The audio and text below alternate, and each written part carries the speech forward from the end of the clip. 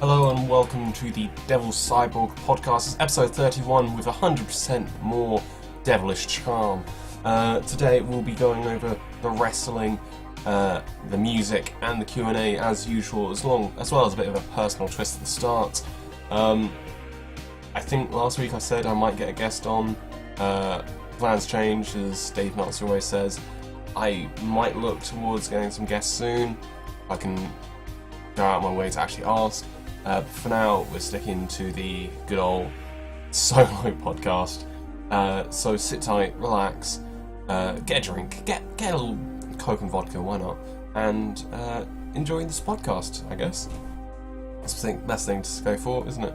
So, what's going on with me right now? What's going on? Well, let's see, what's going on with me? Well, I'm back home, as everyone already knows, and the build to the holiday is coming up, so I've been shopping for clothes for that. It's going to be way hotter than England has been, so yeah, that's going to be annoying. Oh my god.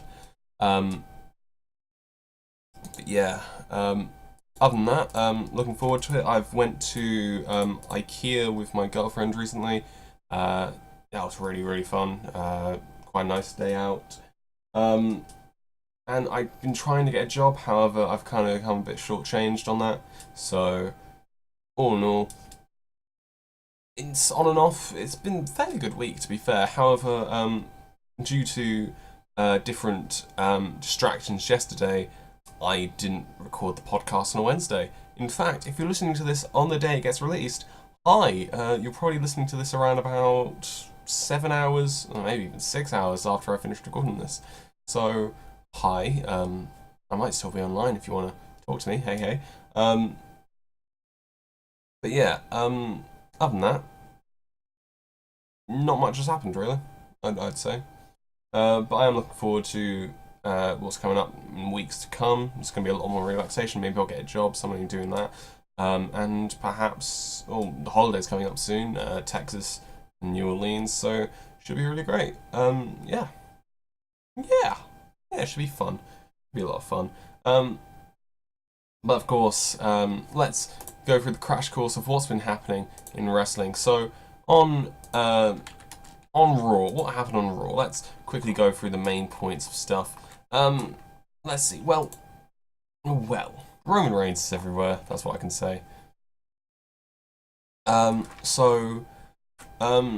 Reigns, Seth Rollins defeated Dolph Ziggler and Dolph Ziggler and Drew McIntyre by disqualification. I don't remember how it was. It might have been Ziggler cheated, I don't remember. But yeah. And then Roman Reigns and Bobby Lashley defeated the Revival via disqualification. Roman Reigns has 2 matches, is in 2 storylines. We just can't get enough of Roman Reigns. They had these Bayley and Sasha Banks counselling things, which has really put the dampener on the feud. It was really hot when Bayley attacked. Well, not hot as in like, oh my god, this feud's actually picking up.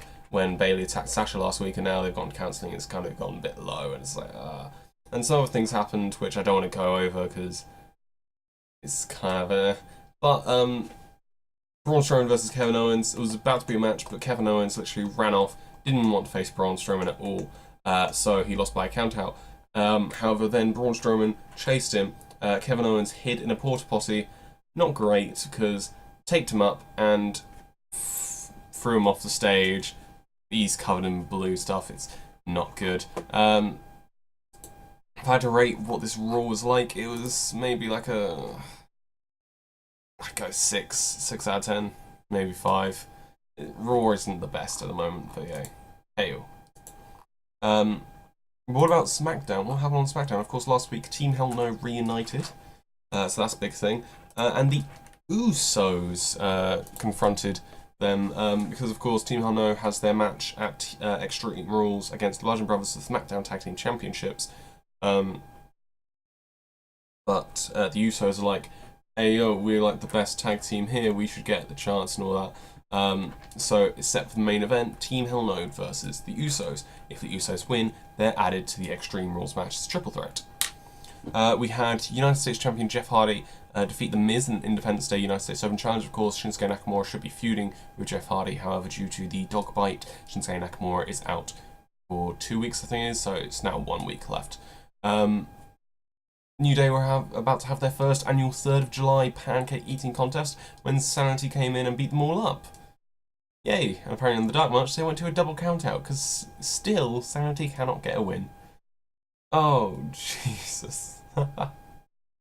Asuka vs James Ellsworth went to a double countout when James Ellsworth ran off and Asuka chased after him.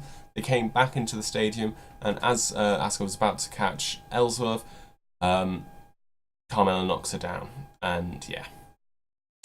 I don't think Asuka's going to win at Extreme Rules, I don't think. Ooh.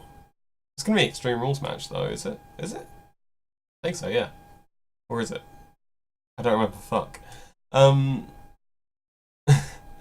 was a AJ Styles Aiden English match where AJ Styles won to build up the Rusev title match. Becky Lynch featured Peyton Royce. They're really building up Becky Lynch for no reason, because I don't see where she's going to get into the thing. Like, is she going to challenge Carmella?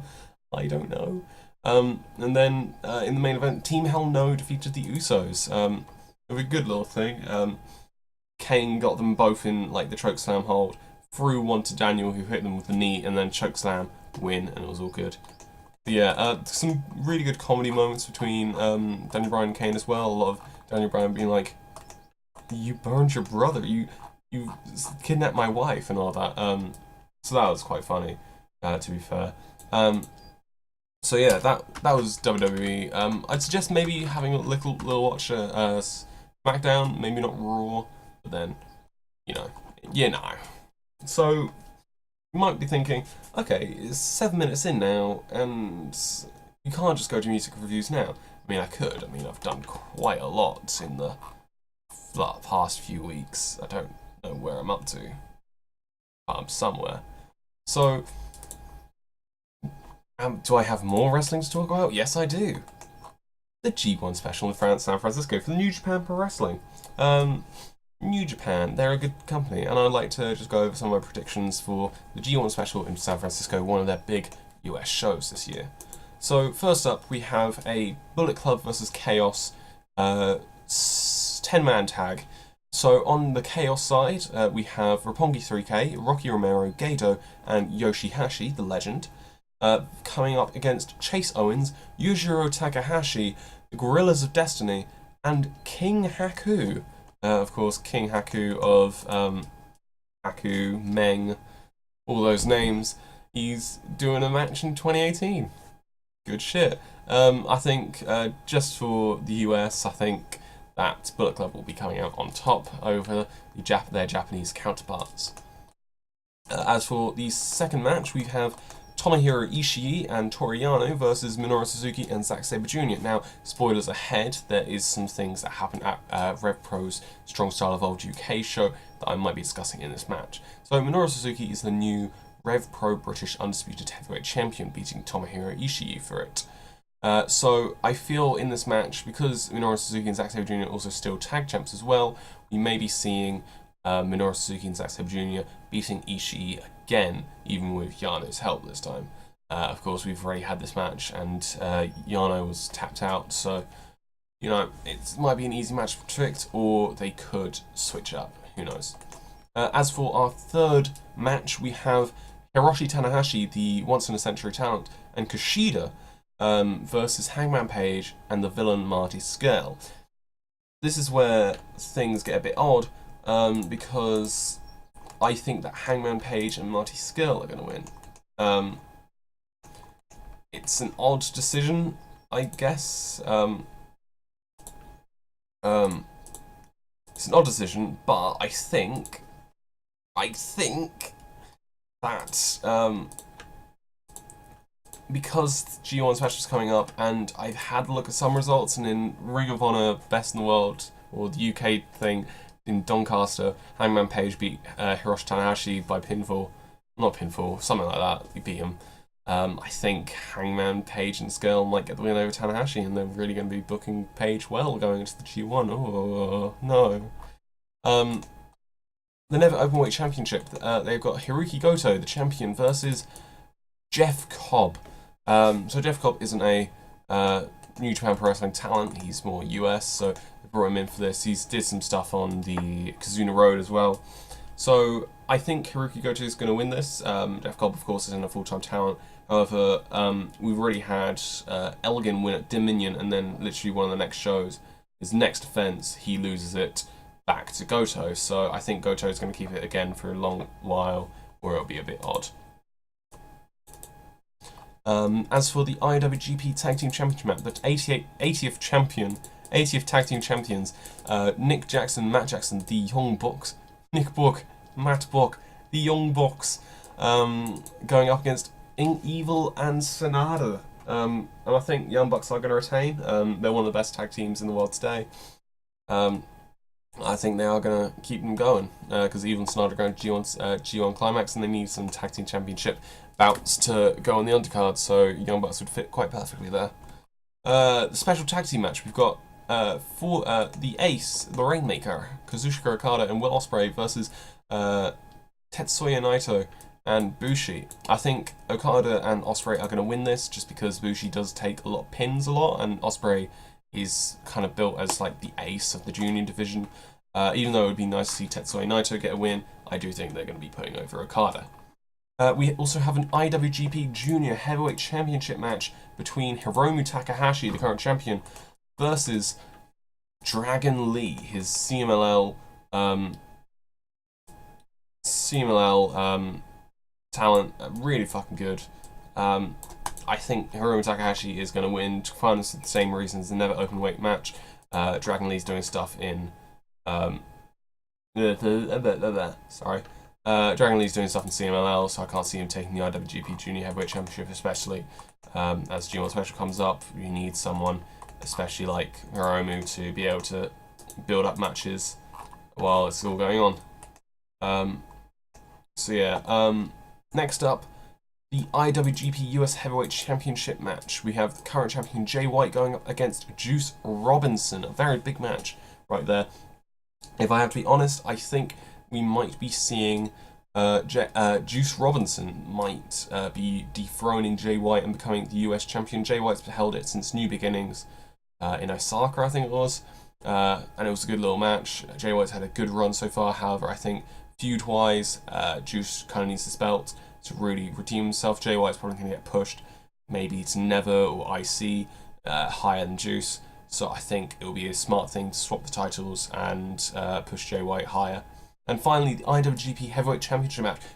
New champion Kenny Omega beating Okada at Dominion, facing Bullet Club stablemate and maybe rivals Cody. As for this, I think Kenny Omega will retain. If Cody does win, I'd be extremely surprised. But yeah, other than that, that should be very, very simple. So now we've done all that, let's get on to the music album reviews. So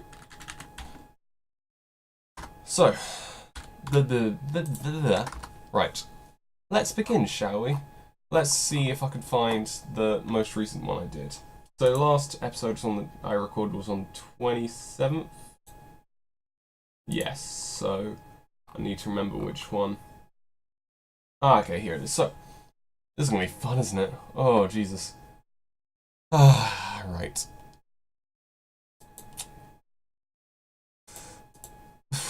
I need to take a deep breath here. Right. Homework by Daft Punk.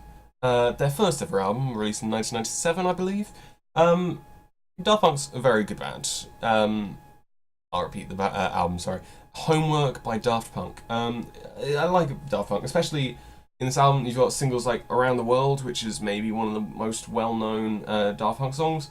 The only gripe I have is some of the start of the song's odd, like it builds up, but it's kind of like a really slow build to the song. Yeah, it takes a while to hit the good part, and it does get a bit boring come the end of the album, but some of the songs are very good on here, but otherwise it's not the best Daft Punk album I've heard. 7 out of 10. Next up, Primal Heart by Kimbra. if Kimbra from Somebody That I Used to Know fame, the feature artist, did better than Gotye, to be fair, I think. Kimbra is a fairly good artist. This album has some highs and lows, as many albums do. However, I'm inclined to say this album is actually pretty good. If you're a fan of like female artists, especially kind of like slightly indie, Kimbra Primal Heart should be pretty good for you. I wouldn't re-listen soon. I might re-listen like another day, but not soon. 7 out of 10 again. Next up, Bounce Into the Music by Siams. I think it's Siams. They're French, I think, so I'm kind of shit. It's really good fucking shit. I love a bit of EDM, as this album is. It's just no different. The Wolf is one of their singles, I think, from it, and it's just really piqued my interest. And the rest of the album was just really sick. I'd recommend having a listen to this EDM album. It's really fucking good. Bounce Into the Music by Siams, an 8 out of 10. Next up, Nerds by Nature by Pegboard Nerds. It's one of the Monster Cat albums, Monster Cat artists, I should say. And it was my 100th album I've ever reviewed, so that was quite fun. It was actually pretty fucking sick. For my 100th album, I was hoping something good, and it was. It was EDM again. Monster Cat artists somehow really good for me. This album's fucking sick drops, build-ups, and generally just really sick. I used the word sick a lot, I think, that day. Solid scores in the door, 9 out of 10, which is very, very odd. Next up, Nerds by Nature.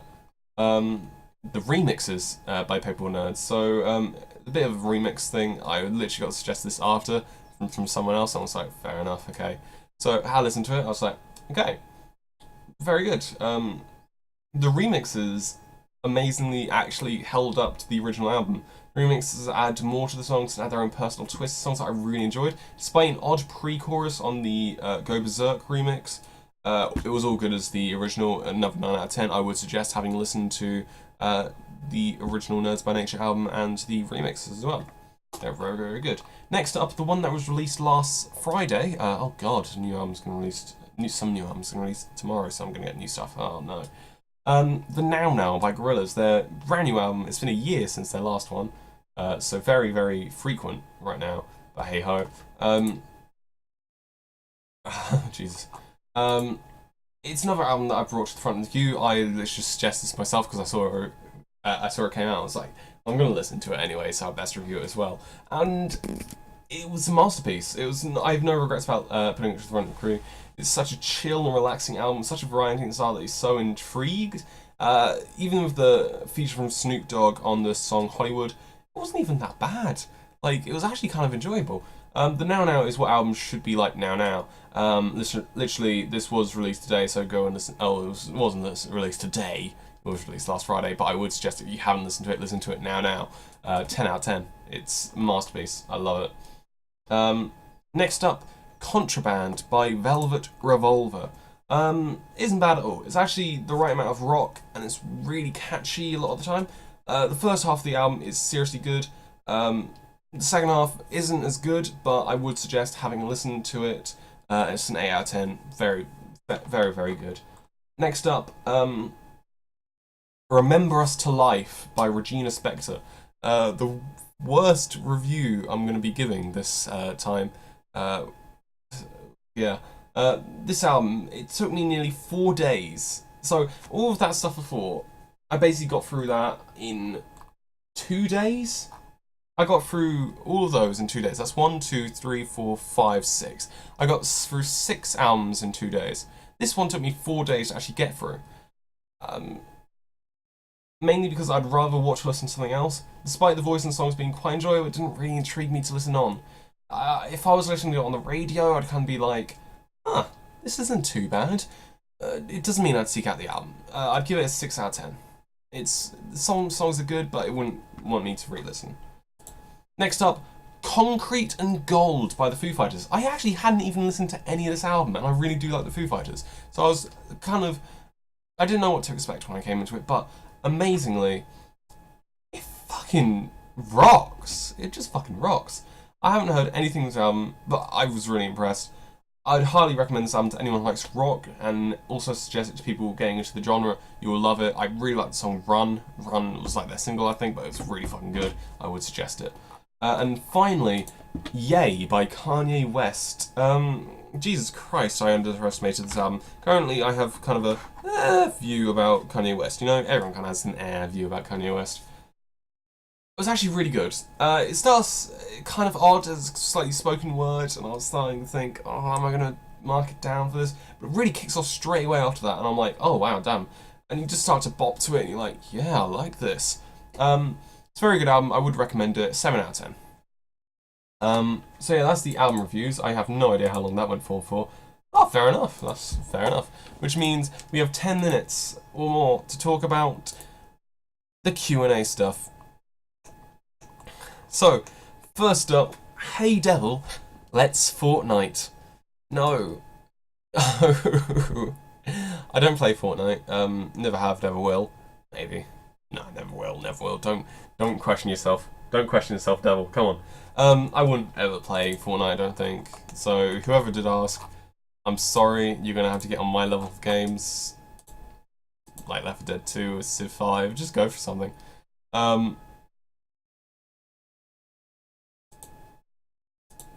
So next up, we've got what is Dad's Google history. I don't know if they're asking what is in Dad's Google history or what is Dad's Google history. If you're asking what is, and maybe understanding what some of my jokes are, if I do ever mention my Dad's Google history.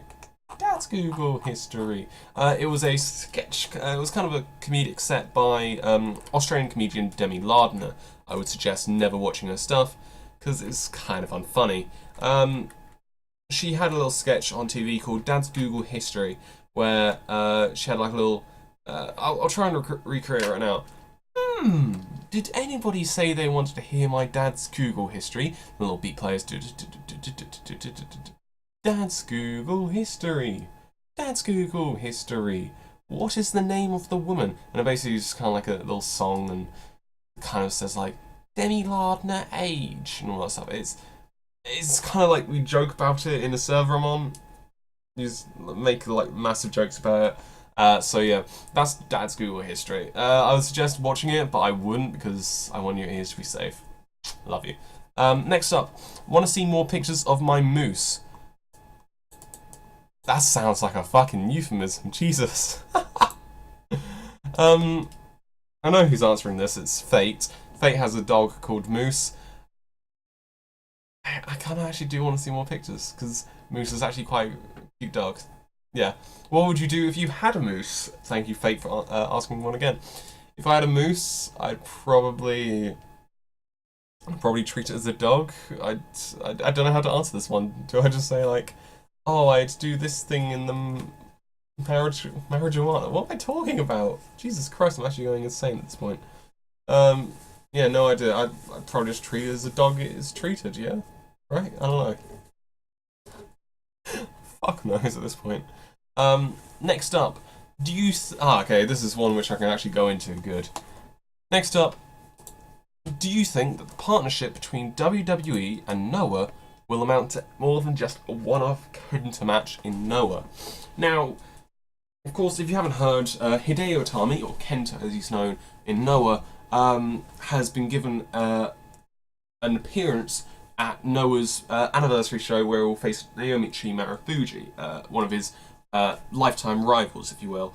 And many people are surprised that WWE have allowed someone to go all the way to Noah, with not really many negotiations being heard from the two companies before. So, people are wondering, oh, are they going to, like, move over to Noah and all that stuff? I think there could be some things that they do make a deal with Noah and kind of like build up kind of stuff through that. Of course, NXT Japan is always an idea. Other than that, it could just be a one-off thing. Hideo Itami not doing too much in 205 Live right now, so could just be something for him to do while they wait and think of what to do with him, really. Next up, Yosuke Santa Maria. It's not a question, it's just Yosuke Santa Maria. So I'm going to talk about how Yosuke Santa Maria is one of my favourite wrestlers. Yosuke Santa Maria is a cross-dressing wrestler. Oh, I say cross-dressing. It's kind of more trans. Yosuke is a female wrestler who wrestles with the men. Um, you refer to her as a woman, um, and yeah, she's quite a fun wrestler. But it's kind of like plays an underdog as well. Um, like I would, if I had Yosuke in a company, I'd push her. But either way, why don't you answer the goofy questions? What is Dad's Google history? Hey Devil, let's Fortnite. Who's your man crush and why is it Nave? I do I answer the goofy questions? Are those not goofy questions? I do answer the goofy questions. Trust me. I if I'm having to drag out a podcast, I'm gonna be like, oh, okay, I'll just read these. It's just like, hey Devil, let's Fortnite. Oh, why? I do read the goofy questions and I do answer them. But Jesus Christ, it does make me lose a few brain cells. Oh, Jesus. And finally, what games have you bought from the Steam Summer Sale and which would you recommend? I haven't bought anything from I haven't bought anything from the Steam Summer Sale, mainly because I am poor as fuck right now. Yeah, don't really know what to buy, really. If there's anything I could suggest to you, probably Civilization 5. You can get, like, the whole, like, the complete package for £8, which is a fucking steal. Seeing as Civ 5 really is still good. 7 years from its debut. But yeah. Yeah,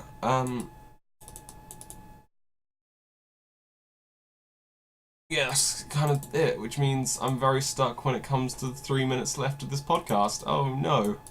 Oh boy. Is the thing if I end this early or not? Fuck.